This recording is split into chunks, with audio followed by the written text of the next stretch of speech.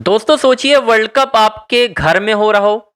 आपकी team world cup जीतने की सबसे बड़ी दावेदारों में से एक हो और सिर्फ एक गलत कैलकुलेशन की वजह से अगर आपकी टीम वर्ल्ड कप से बाहर हो जाए तो क्या हाल होगा। ऐसा हुआ है दोस्तों। उसी वर्ल्ड कप की मैं आपको कहानी बताने वाला हूं क्योंकि बड़ा दिलचस्प किस्सा हुआ था क्रिकेट के इतिहास में जो कोई नहीं भूल सकता। खास तौर पर वो टीम तो बिल्कुल भी नहीं भूल सकती जिसके साथ ये सब कुछ हुआ था दोस्तों। मैं डिटेल में बताऊंगा आपको क्योंकि एक बड़ा दिलचस्प किस्सा है और बड़े दिलचस्प मुकाबले की कहानी है। मौका था साल 2003 वर्ल्ड कप का दोस्तों, जब एक गलत कैलकुलेशन की वजह से साउथ अफ्रीका की टीम 2003 वर्ल्ड कप से बाहर हो गई थी दोस्तों। क्योंकि आपको भी मालूम है 2003 का world cup south Africa Zimbabwe में हुआ था और वहां पर साउथ अफ्रीका जो कि मेजबान था वो इस तरीके से बाहर हुआ था कि हर किसी के आंखों में आंसू था। चाहे वो जैक कैलिस हो, चाहे वो शॉन पोलक हो, चाहे वो मार्क बाउचर हो या फिर लांस क्लूजनर ही क्यों ना हो, जिन्होंने साउथ अफ्रीका को 1999 वर्ल्ड कप में जिताने की पूरी कोशिश की थी, लेकिन वो अधूरा सपना लेकर अपने घर पर 2003 वर्ल्ड कप में उतरे थे। लेकिन वहां पर भी उनके हाथ सिर्फ हार लगी थी दोस्तों।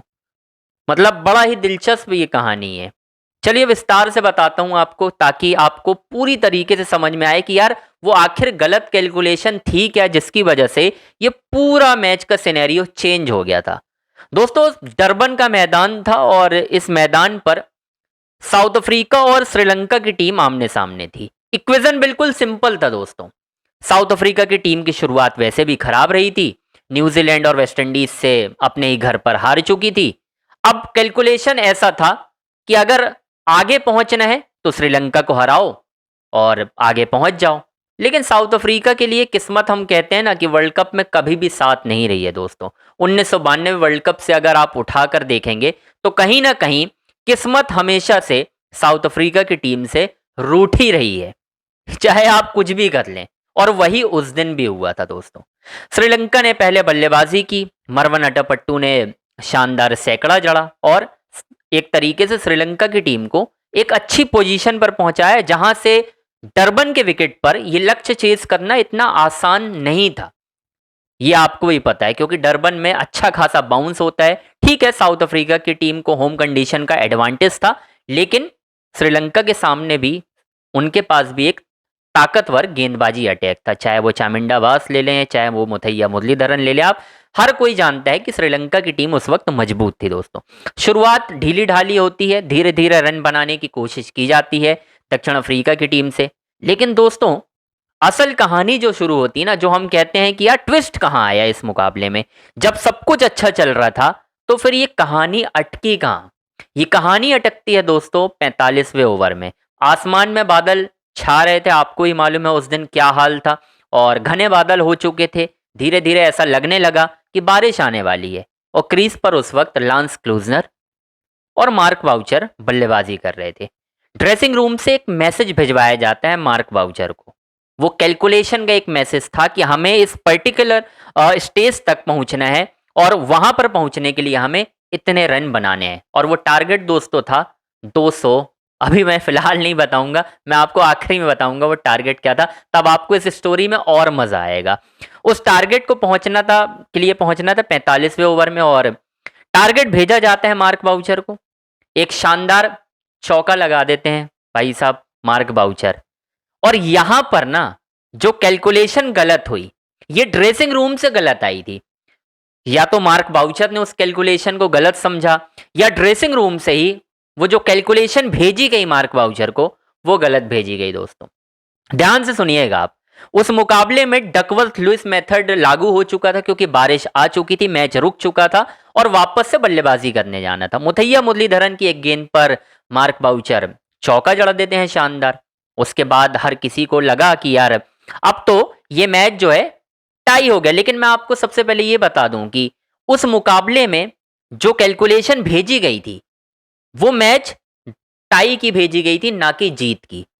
हर किसी को लगा जब मार्क बाउचर ने चौका जड़ दिया कि हम तो जीत गए, साउथ अफ्रीका तो जीत गया। उसके बाद जो आखिरी गेंद करी मुथैया मुरलीधरन ने, उस गेंद को मार्क बाउचर ने डिफेंड कर लिया दोस्तों।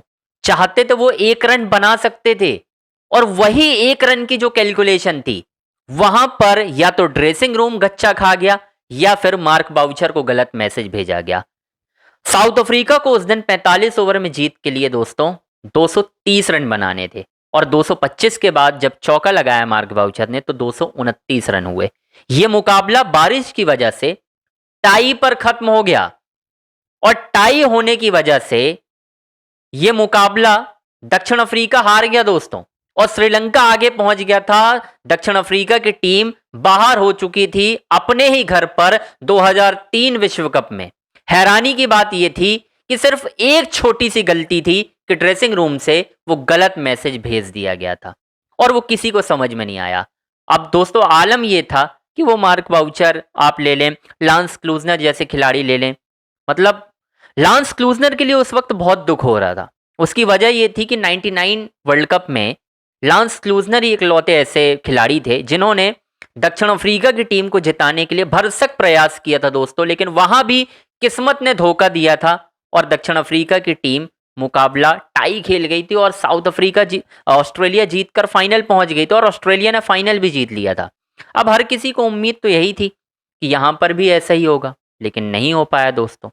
मतलब बड़ा ही अद्भुत सीन था वो, अगर मैं बात करूं उस सीन की यार, क्योंकि उस वक्त आपको ही मालूम है साउथ अफ्रीका की टीम बहुत मजबूत थी। जैक कैलिस, शॉन पोलक जैसे खिलाड़ी थे जो जानते थे कि यार बड़े मौकों में किस तरीके से हमें जीत हासिल करनी है, लेकिन नहीं हो पाया सिर्फ एक कैलकुलेशन की वजह से। वो पूरे मैच का सिनेरियो दोस्तों बदल चुका था, किसी को नहीं पता था कि उस दिन आखिर क्या हुआ है। मतलब आप हैरान होंगे अगर मैं आपको पूरी तरह से बताने की कोशिश करूं कि यार मतलब साउथ अफ्रीका कैंप को ना, वो हम कहते हैं ना कि एहसास भी नहीं हो पा रहा था कि ये हुआ क्या है, क्योंकि जीत तो साफ दिख रही थी, आपके सामने टारगेट था, आपको अचीव करना था। लेकिन क्या ड्रेसिंग रूम में उस दिन जानबूझकर गलत मैसेज भिजवाया गया दोस्तों? मुझे नहीं पता, लेकिन ऐसा कहते हैं कि शायद वो गलत मैसेज जानबूझकर भिजवाया गया ताकि शायद कुछ ऐसा हो सके। अब इसमें आप देखिए ना कि इसी तरह के जो कारनामे होते हैं ना वो दिलचस्प बनाते हैं क्रिकेट के खेल को। 1999 में यही तो हुआ था, आप देख लीजिए। लांस क्लूजनर स्ट्राइक पर थे, उन्होंने शॉट खेला, वहां पर एनन डोनाल्ड थे और उसके बाद क्या हुआ, रन आउट हो गए भाई साहब, खत्म हो गई उस दिन भी कहानी।